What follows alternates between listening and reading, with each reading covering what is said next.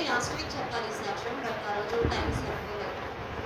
మా అక్కకి ఒక 3 వీక్స్ పైనే కొంచెం థ్రోట్‌లో ఇన్ఫెక్షన్ అయింది. క్యాన్సర్స్ వచ్చే ప్లేస్‌లో కొంచెం చీమ్‌లాగా ఫార్మ్ అయింది. అది వస్తూ పోతూ ఉంది.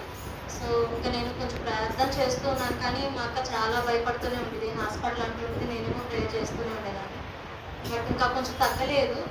లాస్ట్ వీక్ సండే వచ్చాను కదా! సాటర్‌డే రోజు ఇంకా హాస్పిటల్‌కి వెళ్దాము అనేసి అనింది. ఇంకా సర్లే అనేసి వెళ్ళే ముందు ఒక ప్రార్థన చేసుకున్నాను.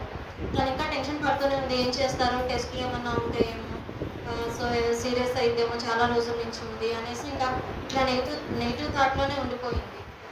నేను ఒకటే ప్రార్థన చేసుకున్నాను. సో ఎలాంటి టెస్టులు లేకుండా దేవుడు మొత్తం అంటే ఏ ప్రాబ్లము ఉండదు.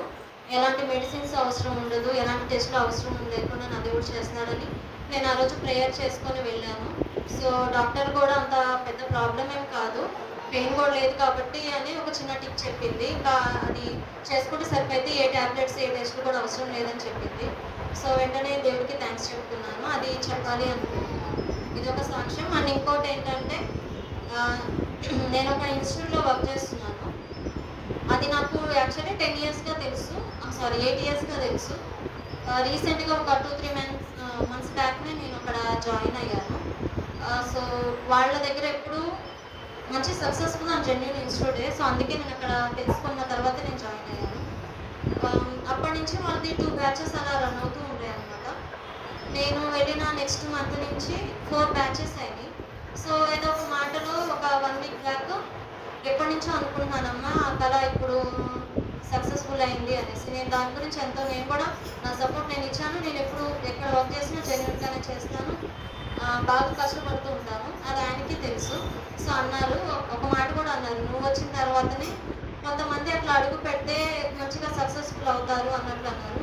సో నాకప్పుడు అనిపించింది దేవుడు కూడా ఒక మాట ఉంటది. నువ్వు వెళ్ళే ప్రతి స్థలమందు దీవిస్తాను అన్నట్టు. సో నాకది వెంటనే అనిపించింది. వాళ్ళందరూ హిందూసే. నేను హిందూ అని ఆయనకి ఎప్పటినుంచో తెలుసు. బట్ ఇలా చర్చ్‌కి వెళ్తానని తెలుసు. బట్ ఏం అనలేరు గానీ ఆయనకి కొంచెం నెగెటివే ఉంటది. జీసస్ అన్న ఇంకా కొంచెం ఉండదు. వాళ్ళకసలు ఐడియా లేదు.